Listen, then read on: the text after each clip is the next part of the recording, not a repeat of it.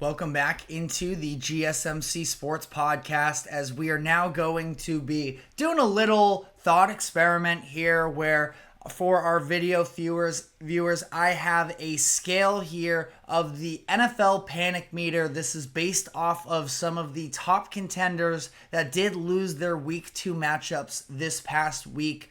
The scale is on the lower end. 1 is no worries whatsoever, business as usual. And on the other end, 10 is smashing the panic button. And again, we're going to primarily limit this to the top contenders, but just as a little bit of an example here, the Carolina Panthers would be an example of what smashing the panic button looks like. We'll very briefly talk about it here. We did have the news that broke 10 minutes before our show yesterday that the Panthers are deciding to bench Bryce Young moving forward here. So had a little bit more time to, react to it. And ultimately, it's just a really bad situation there in Carolina. I really do feel for Bryce Young, because whether or not you believe that he could have been a great NFL prospect, I think that ultimately he was done no favors by Carolina, and now just so quickly into the year, it feels like his time in Carolina could be up. Now,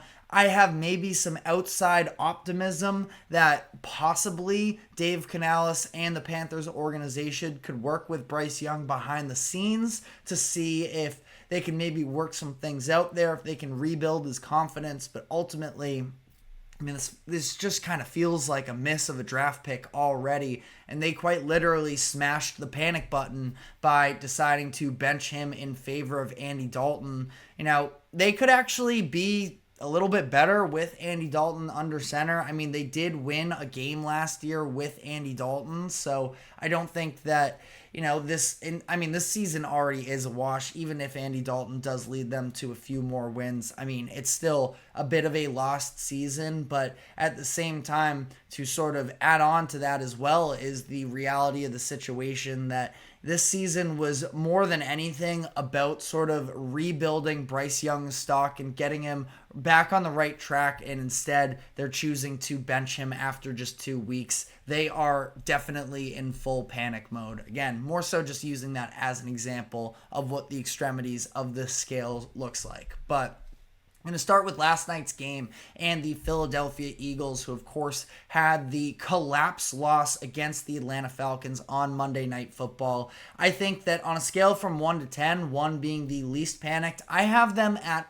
a 3. I think that ultimately speaking, they are in a division that truthfully I don't think is going to be all that competitive. We're going to be getting to the Dallas Cowboys here shortly. So I think that the Eagles have a lot of wiggle room, and they are still a very talented roster. They were missing, in my opinion, their best offensive player, A.J. Brown. You can argue Saquon Barkley either way. Not going to fight you on it, but this team has reinforcements coming, which will definitely help them to some degree. I think that the biggest cause for concern with the Eagles is that there was such a pressure around the Eagles coaching anyways coming into this year. And I thought that on all 3 phases last night, the Eagles were struggling, and ultimately, I that does draw a little bit of concern for me. Now, they're still going to be on a very good path to not just make the playoffs, but likely win their division as long as they handle business. So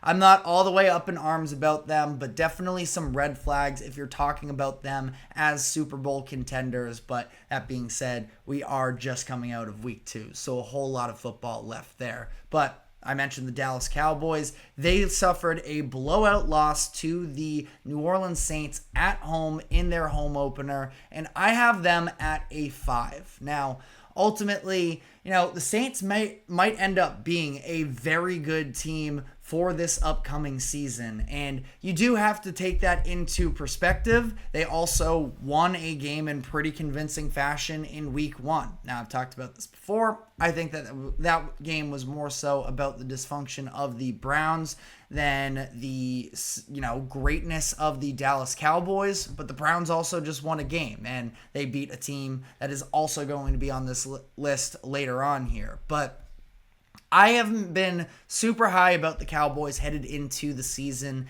and I thought that a lot of the issues that we saw in this game in terms of Dak Prescott not looking like he's capable of elevating what is a little bit more of a short-staffed offensive weapon group around him, the offensive line really struggling in this game. Not quite sure what to make about the defensive performance in this. Again, I've been a believer in Mike Zimmer for the most part headed into the season, their new defensive coordinator, and I think that they are ultra talented. They're missing one of their best defensive players in Deron Bland, but the way that they just got steamrolled, allowing the Saints to score on each of the first four, score a touchdown no less on each of the first four drives, that is a really bad sign for them. I think they can overcome it, but ultimately, I don't think that this is quite as talented of a roster as a lot of people seem to believe that they are. So ultimately, they're in a fine position here in regards to being able to make a playoff push, but when you talk about sort of how they match up against some of the top teams in the NFL, I have some real concerns there. So I have them at a 5 on the panic meter entering week 3. Now, staying in the NFC, the San Francisco 49ers suffered an upset loss to the Minnesota Vikings, and Brock Purdy did not look good in this game really whatsoever. That is marginally concerning there. We've seen at times Brock Purdy take a step back when he is missing key weapons. Ultimately, Christian McCaffrey placed on IR headed into this weekend, so he wasn't available. Deebo Samuel had a pretty good game, but he is now going to be out for some extended time here. Several weeks is what it's looking like. So that is definitely some cause for concern, but ultimately the 49ers, I think that they're going to be just fine in terms of ultimately having a pretty clear-cut run to winning their division. And then that being said, this season is obviously all about a Super Bowl run for the 49ers, so they could sort of care less in terms of what their regular season record is through the first 5-6 weeks while Christian McCaffrey and Deebo Samuel are potentially missing time.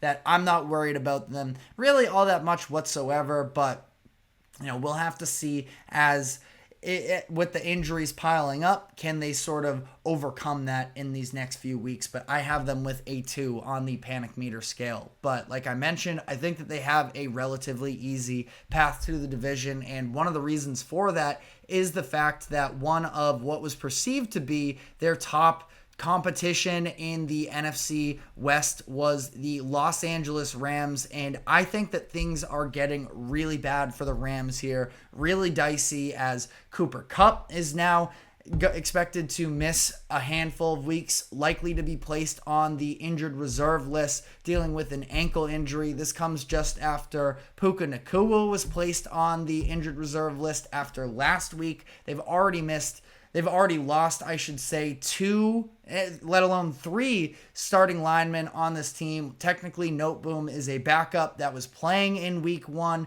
in replacement of Alaric Jackson dealing with suspension, but now both of their starting guards and Jonah Jackson and Steve Avila are being placed on the IR. So this just kind of feels like the season from hell to some degree for the Rams, who are just all of these injuries already piling up for them. They are 0-2, just got blown out by the Cardinals. I just don't think that this is their year.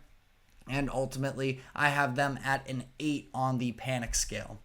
Moving on to the AFC now, the Baltimore Ravens suffered, at this point now, the biggest upset loss in terms of betting lines coming into it. They were 8-point favorites, I believe, is what they closed at over the Las Vegas Raiders this past weekend. And the Ravens, ultimately, I think that what this game came down to was just an inability for the offense to close out the game for them, and the defense really showing some signs of concern. Now, ultimately, the Ravens are still a very good team. I have them with a 3 on the panic scale. That's the same number as the Philadelphia Eagles. Now, in terms of the Ravens' identity, I am probably less worried about them than I am about the Eagles. The reality for the Ravens, though, is that they are 0-2 in what is an NFC North division that hasn't looked great out of the gates, but we do know is very competitive. And ultimately, I think that if they end up falling into a hole, it might be insurmountable. Now, we talked about this yesterday on the show. Steelers are the only undefeated team at this point. They still don't even know what they're doing at quarterback. The Browns are 1-1, and it's the Ravens and the Bengals at 0-2. So ultimately, the Ravens, I do think that their defense is going to have to take some steps forward here. You cannot allow yourselves to get carved up by Gardner Minshew. That is a very bad sign moving forward here, but ultimately, I think the Ravens are going to be okay. I anticipate them bouncing back, and I think that they'll be one of the top contenders in the AFC, but have to start sort of turning their season around sooner rather than later, given the urgency that is required playing in the AFC North. But I just mentioned the Bengals, who are also 0-2. I have them at a 4. I'm not as concerned as a lot of people seem to be with Cincinnati. I sort of have a lot of the same sentiments that I do with the Bengals, with the Ravens. They sort of still are the team, and I understand the loss to the Patriots is a really bad one in week 1, and that is sort of especially tainting things, but the Bengals, I feel like last week competed really well with the best team in the NFL in the Kansas City Chiefs, and ultimately the fourth quarter was a meltdown, and Bengals fans got to be pulling their hairs out a little bit about not winning that game, but at the same time, that was the hardest competition, really, especially going to Arrowhead for that game. Probably the hardest competition they'll face all year. And again, they fall by 1 point because, a series of events in the fourth quarter, they sort of, it's on them for that loss. But at the same time, I think Joe Burrow is just fine. I think the offense is going to figure themselves out. I thought the defense showed a lot of improvements from last season. I feel like that we've kind of seen that through the first 2 weeks, especially the pass defense, that revamped secondary with Geno Stone and Von Bell. Both of them, giving key contributions to the Bengals. So I have them at a 4, a little bit more panicked than the Ravens, basically because of that Patriots loss and because they are a marginally worse team than the Ravens, but I'm still not worried about them all too much. And then the final team here is the Jacksonville Jaguars. This is a team that I was pretty high on coming into this year. I thought that they were going to make the playoffs, and wow, do I feel bad about that prediction right about now, because it has been an absolute mess for the Jaguars up to this point. Week 1 against Miami, coming out of the gates, that is a game that is, excusable. The Dolphins, by a lot of people's means, were expected to be a playoff team anyways. Feels like when Travis Etienne ended up fumbling into the end zone that, that goes differently, and it's a whole different game. We don't play the hypotheticals here on this show, but, they very easily could have won that game.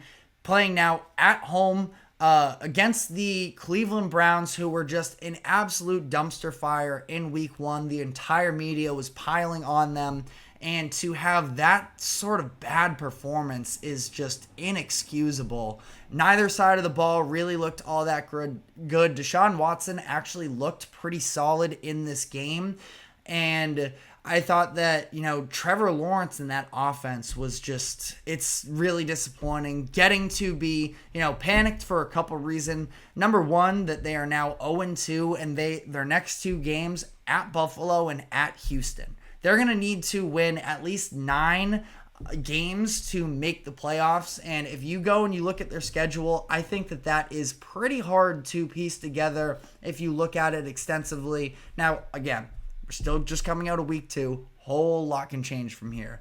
But if they fall into an 0-3, 0-4 hole with these games against Buffalo and the Texans on the road, I think it is going to be almost insurmountable to pull off a comeback into the playoffs. Now, we did see the Jaguars do a little bit of that in 2022 when they were able to, overcome a slow start and make a late season playoff run. But I don't really have faith in that right now. Not going full panic mode with them, because if they win at least one of these next 2 games, you can sort of settle down a little bit more and talk yourself into, maybe if Trevor Lawrence looks good, then they can work themselves back into it. But has not looked good whatsoever. Trevor Lawrence has not looked good whatsoever. Jaguars can't be feeling great about that contract at this current moment. They're definitely not the only ones of those contract extensions that were handed out this past offseason that haven't aged great. We're probably going to do a deeper dive into that